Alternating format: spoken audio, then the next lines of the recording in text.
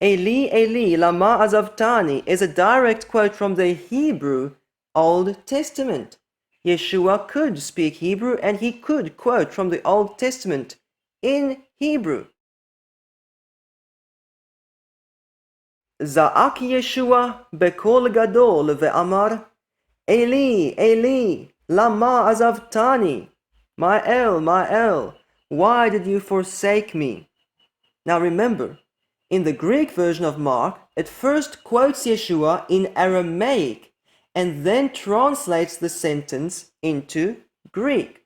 It quotes Yeshua in Aramaic, Eloi, Eloi, lama sabachthani. That's Aramaic transliteration.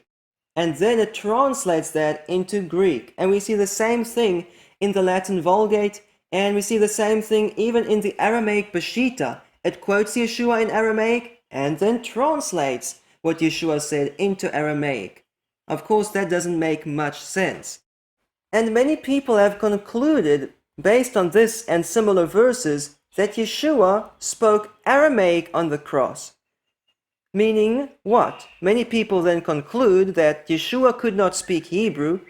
Hebrew was a dead language. They could not quote the Bible in Hebrew, and they only spoke Aramaic, and that's why Yeshua quoted this verse in Aramaic on the cross.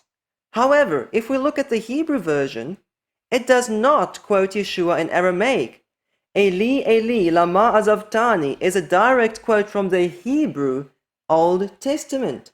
Yeshua could speak Hebrew and he could quote from the Old Testament in Hebrew.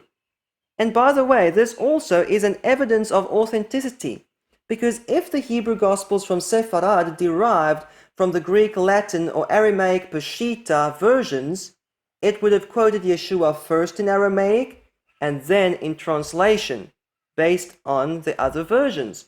So very clearly, this was not translated from Greek, Latin, nor from the Aramaic Peshitta.